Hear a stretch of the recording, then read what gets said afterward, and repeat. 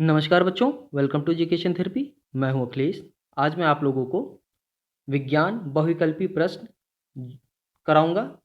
जो हमारी सीरीज चल रही थी साइंस एमसीक्यू की, उसकी ये 6वीं क्लास है। तो स्टार्ट करते हैं टाइम ना वेस्ट करते हुए। चलिए पहला प्रश्न देखते हैं। कोयले में होती है, कोयले में किस प्रकार की ऊर्जा होती है? ध्वनि ऊर्जा होती है, रासायनिक ऊर्जा होती है, विद्युत ऊर्जा होती है या यांत्रिक ऊर्जा होती है?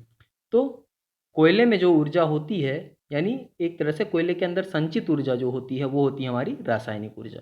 ठीक है, अगला प्रश्न देखते हैं। गतिमान रेलगाड़ी में ऊर्जा।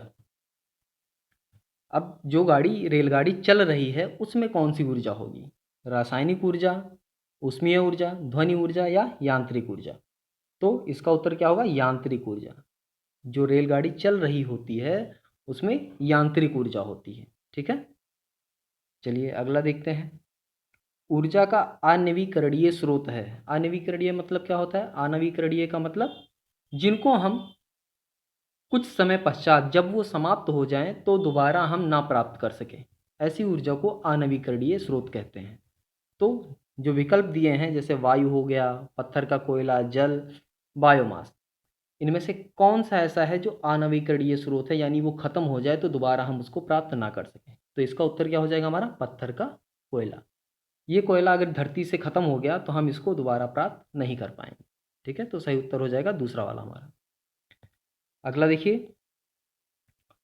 ऊर्जा का नवीकरणीय स्रोत है, तो निम्न में से ऊर्जा का नवीकरणीय स्रोत कौन सा है? सौर ऊर्जा।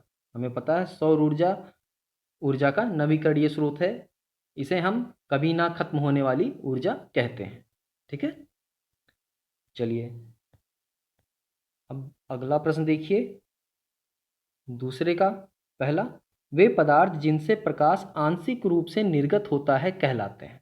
यानी हर ऐसा ऐसे पदार्थ जिनसे जो प्रकाश है वो बहुत हल्की मात्रा में दूसरी पार जा सके, ऐसी वस्तुओं को हम क्या कहते हैं? ऐसी वस्तुओं को प्रदीप्त कहते हैं, पारदर्शक कहते हैं, अपारदर्शक कहते हैं या पारभासी कहते हैं? तो इसका सही उत्तर क्या हो जाएगा हमारा? पारभासी। सही उत्तर होगा पारभासी। पारभासी का मतलब होता है जिनसे जो प्रकाश है वो बहुत हल्की ही मात्रा में दूसरी तरफ पार हो। ठीक है, जैसे तेल लगा हुआ कागज। ठीक है, चलिए अगला देखिए। किस प्रकाश स्रोत से उपछाया नहीं बनती? तो इसका उत्तर होगा हमारा बिंदु प्रकाश स्रोत। बिंदु प्रकाश स्रोत से कभी उपछाया नहीं बनती। ठीक है, आपने देखा होगा अक्सर लोग लेज़र लाइट यूज़ करते हैं, तो जो लेज़र लाइट है ना वो एक तरह से हमारा बिंदु प्रकाश स्रोत है। ठीक है, उसको हम बिंदु प्रकाश स्रोत कहते हैं। तो हमारा सही उत्तर क्या हो जाएगा? बिंदु प्रकाश स्रोत। उसमें उपछाया नहीं बनती। ठीक है, चलिए अगला देखिए। जब पृथ्वी की उपछाया से होकर चंद्रमा गुजरता है तब होता है। जब पृथ्वी की उपछाया से होकर चंद्रमा गुजरता है तो क्या होता है? पूर्ण चंद्र ग्रहण होता है, सूर्य ग्रहण होता है, खंड चंद्र ग्रहण होता है, खंड सूर्य ग्रहण होता है? तो देखिए जब पृथ्वी की उपछाया से होकर चंद्रमा गुजरता है तो होता है हमारा खंड चंद्र ग्रहण। ठीक है, सही उत्तर क्या हो जाएगा? खंड चंद्र ग्रहण। ठीक है, चलिए अगला देखते हैं। राइजोपस है, राइजोपस क्या है? कवक है, जीवाणु है, विषाणु है, उपरोक्त सभी? तो उपरोक्त सभी तो हो नहीं सकता, जाहिर सी बात है। वो जीवाणु, विषाणु, कवक आपस में मिले तो होते नहीं। ठीक, तो बाकी जो बचे तीन उन्हीं में से कोई है। तो राइजोपस क्या है? हमारा कवक है। ठीक है, राइजोपस कवक का एक प्रकार है। ठीक, एक टाइप का कवक होता है ये। अगला देखिए। इनमें से संचारी रोग है, नीचे दिया है हैजा, दिया है कैंसर, दिया है जोड़ों में दर्द, डायबिटीज। तो संचारी रोग कौन सा है? संचारी रोग हमारा हो जाएगा हैजा। हैजा हमारा संचारी रोग होता है। कैंसर किसी को छूने से नहीं फैलता, जोड़ों में दर्द किसी को छूने से नहीं होता, डायबिटीज़ किसी को छूने से नहीं होता, लेकिन हैजा छूने से हो जाता है। या छूने से नहीं, बल्कि ये अगर आप हैजा के जो बैक्टीरिया होते हैं वो एक हवा में भी संचार कर जाते हैं। ठीक, इसीलिए इसे क्या कहते हैं? संचारी रोग कहते हैं। चलिए अगला देखते हैं। विषाणु जनित रोग। विषाणु जनित रोग, निम्न में से विषाणु जनित रोग कौन सा है? चेचक है, विषाणु मतलब वायरस, ठीक है। चेचक, पेचिस, प्लेग या डिप्थीरिया, इनमें से कौन सा विषाणु जनित यानी वायरस कॉज्ड बीमारी है इसमें, ठीक है। कौन सा रोग होता है ऐसा जो वायरस के कारण होता है? तो निम्न में से जब अगर हम देखें तो हमारा हो जाएगा क्या? चेचक। जो चेचक है वो होता है हमारा वायरस से, और बाकी वायरस से नहीं होते हैं, ठीक है। चेचक हमारा किससे होता है? वायरस से होता है। चलिए आगे देखते हैं। प्लेग रोग फैलता है, प्लेग रोग फैलता है किससे? वेरियोला वायरस से, विब्रियो कार्ली वायरस से, वैसिली जीवाणु से, सॉरी, विब्रियो कार्ली जीवाणु से, वैसिली जीवाणु से, इनमें से कोई नहीं। तो चार विकल्प हैं, इन चारों में से कौन सा सही होगा? देखिए, प्लेग जो होता है, पा से प्लेग होता है और पा से होता है पाश्यूरेला पेस्टिस। नाम कैसे याद करेंगे? पा से प्लेग, पा से पाश्यूरेला पेस्टिस। ये क्या है? ये बैक्टीरिया है। तो इस बैक्टीरिया से प्लेग होता है। तो पाश्यूरेला विकल्प में है ही नहीं, तो उत्तर हमारा सही हो जाएगा कौन सा? निम्न में से कोई नहीं, ये उत्तर सही होगा। अब बाकी बचे जो विकल्प हैं उनको देख लेते हैं। इन वायरस के कारण या जीवाणु के कारण कौन सा रोग होता है? तो जो हमारा वेरियोला है, वेरियोला, ये देखिए वेरियोला वायरस जो है पहला वाला, ये वेरियोला वायरस, इससे क्या होता है? एक मिनट, देखिए ये जो वेरियोला वायरस है, वेरियोला वायरस से हमारा होता है चेचक रोग, ठीक। जो वेरियोला वायरस है इससे होता है चेचक रोग, इससे हमारा चेचक रोग होता है, ठीक। इसके बाद विब्रियो कालरी जीवाणु, जो विब्रियो कालरी जीवाणु है ये होता है कारण किसका? हैजा का, इससे हैजा होता है। और फिर हमारा बचा आखिरी में वैसली जीवाणु, तो वैसली जीवाणु जो है वो उससे होता है पेचिस, ठीक है। इससे कौन सा रोग होता है? इससे होता है हमारा पेचिस। और जो आपका प्रश्न है प्लेग रोग किससे होता है, तो प्लेग हमारा होता है पाशुरेला पेस्टिस से, ठीक। पाशुरेला पेस्टिस बैक्टीरिया से होता है। तो इस प्रश्न के लिए हमारा सही उत्तर क्या हो जाएगा? इनमें से कोई नहीं, ठीक है। चलिए अगला देखते हैं। निम्नलिखित में से निम्नलिखित में से किस ध्वनि का तारत्व अधिकतम है? ओ सॉरी, किसकी ध्वनि का तारत्व अधिकतम है? अब शेर की दहाड़, तारत्व का मतलब पिच, किसकी पिच हाई है, ठीक है। पूछ रहा है निम्न में से किसकी पिच हाई है, पिच को ही तारत्व कहते हैं। शेर की दहाड़, नदी का कलकल, मेघ गर्जन या मच्छरों की भिनभिनाहट। अब देखिए तारत्व का मतलब होता है किसकी आवाज़ पतली है और कितनी पतली है। इसकी आवाज़, जिसकी आवाज़ जितनी पतली होगी समझ लो उसका पिच हाई है, यानी उसका तारत्व अधिक है, और जिसकी जितनी मोटी होगी उसका तारत्व उतना कम होगा, ठीक है। तो यहाँ पे जो मच्छरों की भिनभिनाहट होती है ना, वो इन सभी में सबसे अधिक पिच वाली होती है, ठीक। तो हमारा सही उत्तर क्या हो जाएगा यहाँ पे? मच्छरों की भिनभिनाहट, ठीक। सही उत्तर क्या हो जाएगा? मच्छरों की भिनभिनाहट।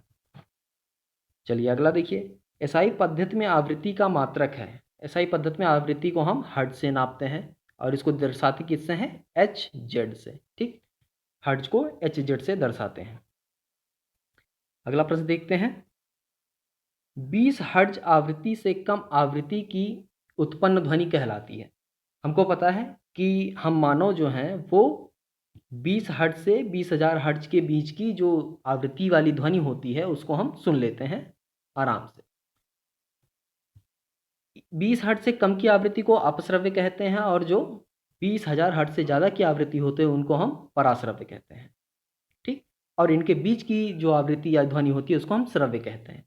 तो ये पूछ रहा है 20 हर्ट्ज की आवृत्ति से कम की आवृत्ति जो होती है उसको हम क्या कहते हैं, यानी वो जो ध्वनि होती है उसको क्या कहते हैं? उसको हम कहते हैं अपश्रव्य, ठीक है। हमारा उत्तर हो जाएगा अपश्रव्य। अगला देखिए। ढोलक में ध्वनि उत्पन्न होती है, हम सभी को पता है ढोलक में ध्वनि होती है आघात से, यानी जब हम हाथ से उस पर मारते हैं ढोलक पे तभी तो वो ध्वनि उत्पन्न करता है, तभी तो वो बजता है। तो ढोलक में ध्वनि आघात से उत्पन्न होती है। सही उत्तर हो जाएगा हमारा आघात। ध्वनि की चाल सबसे अधिक होती है, बताइए जरा। चार विकल्प हैं, ठोस में, गैस में, द्रव में या निर्वात में, सॉरी निर्वात में। तो निम्न में से किसमें जो ध्वनि की चाल है वो सबसे अधिक होती है। तो जो ठोस होता है ना, ठोस में ही सबसे अधिक चाल होती है ध्वनि की। ठीक है, साउंड वेव जो होती हैं वो सॉलिड मीडियम में बहुत ही तेजी से गति करती हैं। ठीक है, चलिए अगला देखिए, अमीटर द्वारा मापा जाता है। अमीटर द्वारा मापा जाता है। अमीटर एक यंत्र है जिसके द्वारा हम क्या मापते हैं? विद्युत धारा। ठीक, विद्युत धारा को हम मापते हैं अमीटर द्वारा। एमीटर को यानी जो एमीटर होता है वो विद्युत धारा को मापता है, और विद्युत धारा की जो इकाई होती है वो एम्पियर होती है, जिसको हम ए से दर्शित करते हैं। ठीक है, चलिए अगला देखते हैं, किस सेल को पुनः आवेशित किया जा सकता है?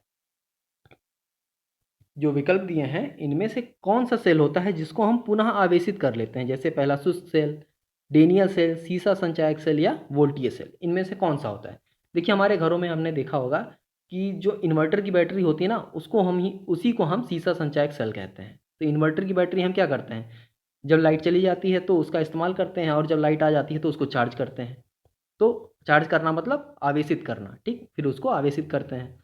तो जो सीसा संचायक सेल होगा वो यहाँ पे सही उत्तर होगा हमारा। ठीक, सीसा संचायक सेल को हम दोबारा आवेशित कर पाते हैं। चलिए अगला देखिए, विद्युत विभवांतर का मात्रक है। हमको क्या बताना है? Potential difference. ठीक, विद्युत विभवांतर, विद्युत विभवांतर का मात्रक क्या होता है? वोल्ट होता है। ठीक, और धारा का मात्रक क्या होता है? एम्पियर होता है। कूलाम आवेश का मात्रक होता है, और समय का मात्रक सेकंड होता है। ठीक, तो यहाँ पे सही उत्तर क्या होगा हमारा? वोल्ट। विद्युत विभवांतर को हम वोल्ट में मापते हैं। अब यहाँ देखिए अगले प्रश्न में ये एक प्रतीक दिया हो, चिन्ह बना है, पूछ रहा है कि ये प्रतीक किसका है, किस चीज़ के लिए इस प्रतीक का इस्तेमाल करते हैं। तो पहला देखिए, प्रतिरोध का प्रतीक है, सेल का प्रतीक है, वोल्टमीटर का या अमीटर का, निम्न में से किसका है? तो ये जो प्रतीक बना हुआ है प्रश्न में ना, ये होता है प्रतिरोध का। ठीक, प्रतिरोध का सिंबल है, ये प्रतीक है। यानी किसी सर्किट में अगर कॉपी में हम कोई चित्र बना रहे हैं, उसमें हमको प्रतिरोध दिखाना है, तो ये चित्र हम बना देंगे, सिर्फ ये चित्र, तो हम वो सामने वाला समझ जाएगा कि इसका मतलब है कोई प्रतिरोध यहाँ पे लगा हुआ है। ठीक है, तो सही उत्तर हो जाएगा प्रतिरोध। अगला देखते हैं, निम्नलिखित में से कौन सा समीकरण सही है? अब यहाँ देखिए 4 समीकरण दिए हुए हैं, पहला, दूसरा, तीसरा, चौथा। इन चारों में से कौन सा समीकरण सही है? देखिए सभी का संबंध है, सब में जो जितने भी समीकरण हैं, एक में आई है, एक क्यू है, एक टी है। तो आई बराबर होता है हमारा धारा, विद्युत धारा। ठीक, क्यू होता है आवेश, और टी है यहाँ पे समय यानी सेकंड। तो इन तीनों के बीच में एक संबंध है, जब हमने पाठ पढ़ा था, या वैसे भी आप लोग उम्मीद है जानते ही होंगे, और अगर नहीं जानते तो मैं बता रहा हूँ, आप ध्यान से सुनेंगे तो याद भी हो जाएगा। आई, क्यू और टी यानी विद्युत धारा, आवेश और समय के बीच में एक संबंध है। वो संबंध ये है कि इकाई समय में जितना आवेश प्रवाहित होता है उसको हम विद्युत धारा कहते हैं। तो ये देखिए, आई बराबर क्यू बटे टी, ये हमारा सही उत्तर होगा। इकाई आवेश, अब मान लीजिए जो समय है हमारा वो 1 सेकंड है, 1 सेकंड में जितना भी क्यू क्यू की जो भी मात्रा होगी, जो भी प्रवाहित हो रही है, वो होगी हमारी क्या? धारा, विद्युत धारा, यानी आई बराबर क्यू बटे टी। ठीक, चलिए अब अगला देखते हैं। देखिए इसको देख के तो आप समझ ही गए होंगे कि मैं क्या कहना चाह रहा हूँ। तो अगर आप समझ गए हैं तो प्लीज़ वो जो रेड वाला बटन है सब्सक्राइब वाला, उसको ज़रूर एक बार दबा दीजिए, हमको भी अच्छा लगेगा। ठीक है, चलिए बहरहाल छोड़ते हैं, आगे प्रश्न देखते हैं। चलिए, चुंबक द्वारा आकर्षित होता है। चुंबक द्वारा क्या आकर्षित होता है? हम सभी को पता है, लोहा ही आकर्षित होता है, जो विकल्प मौजूद हैं उनमें से। 4 विकल्प हैं, लकड़ी का बुरादा, कांच का बुरादा, तांबे का बुरादा, लोहे का बुरादा। तो चुंबक द्वारा लोहे का बुरादा ही आकर्षित होता है। अगला देखते हैं, स्वतंत्रता पूर्वक लटकाने पर चुंबक रुकता है। किसी भी चुंबक को हम जब फ्रीली या एकदम स्वतंत्रता पूर्वक कहीं लटकाते हैं, तो वो हमेशा किस दिशा में रुकता है? North south. यस, तो नॉर्थ साउथ यानी उत्तर दक्षिण। ठीक है, उत्तर दक्षिण की दिशा में हमेशा वो रुकेगा। ठीक है। अगला देखते हैं, चुंबकीय पदार्थ है। अब निम्न में से चुंबकीय पदार्थ आपको पता ही होगा, पीतल नहीं होता चुंबकीय पदार्थ, तांबा भी नहीं होता, रबड़ भी नहीं होता, क्या होता है? लोहा। लोहा हमारा चुंबकीय पदार्थ है। अगला प्रश्न देखिए, चुंबक का चुंबकत्व सर्वाधिक होता है। चुंबक का चुंबकत्व सर्वाधिक होता है। जो विकल्प है, पहले विकल्प पढ़ते हैं। चुंबक के बीच में, चुंबक के सिरों पर, सभी जगह समान होता है, चुंबक से दूर हो, यानी चुंबक से दूर। तो 4 विकल्प दिए हैं। अब इन चारों में से आपको क्या समझ में आ रहा है? पूछ रहा है चुंबक का चुंबकत्व सर्वाधिक कहाँ होता है। एक क्षण चुंबक है तो मान लीजिए उसमें सबसे अधिक चुंबकत्व बल कहाँ होगा, कहाँ लगेगा? तो वो जो जगह होती है वो होती है चुंबक के सिरों पर, यानी जो ध्रुव होते हैं। ठीक है, ठीक है। जैसे मान लीजिए, देखिए ये तो आप मान लीजिए ये सही उत्तर है हमारा। मान लेते हैं क्षण चुंबक है कोई, इसमें साउथ पोल है, नॉर्थ पोल है। अब पूछा जाए इसमें सबसे अधिक चुंबक का बल कहाँ पे है, तो ये जो सिरे होते हैं ना, ये जो सिरा होता है, सबसे अधिक बल, चुंबकत्व का बल सबसे अधिक यहीं होता है। ठीक है, तो जो सिरे होते हैं उन पे सबसे अधिक बल होता है। ठीक है, चलिए अगला देखते हैं। चुंबकीय प्रभाव आर पार नहीं निकल पाता। चुंबकीय प्रभाव आर पार नहीं निकल पाता, यानी चुंबक की जो आकर्षित करने वाली क्षमता है वो आर पार नहीं जा पाती। किस वस्तु के? ठीक, किस चीज़ के अंदर? अब मान लीजिए कोई बक्सा है या कोई चीज़ है, कोई भी सामान, प्लास्टिक है, तो वो कौन सा सामान ऐसा हम बनाया जाए, किस मटेरियल का, किस पदार्थ का ऐसा सामान बनाएं कि उसके अंदर अगर चुंबक को हम बंद कर दें तो उस चुंबक का प्रभाव बाहर ना जा पाए उस बॉक्स के? लोहे की चादर से, कांच की पट्टी से, लकड़ी के तख्ते से, या कागज से? बताइए इनमें से कौन सा सही होगा? तो चुंबकीय प्रभाव जो है ना वो हमारा लोहे की चादर के आर पार नहीं जा पाता। ठीक है, सही उत्तर क्या हो जाएगा? लोहे की चादर के आर पार नहीं जा पाता। ठीक है, चलिए तो ये भी आपका हो गया। अब आज के लिए इतने ही प्रश्न थे। उम्मीद है प्रश्न पसंद आए होंगे। हालांकि जो क्वेश्चंस का लेवल है वो बहुत बेसिक है, और अगर आप इतना समझ चुके हैं, बेसिक्स जान चुके हैं, तो धीरे धीरे मैं आपका लेवल भी बढ़ाता जाऊंगा। तो ये था एंड इस वीडियो का। God bless you.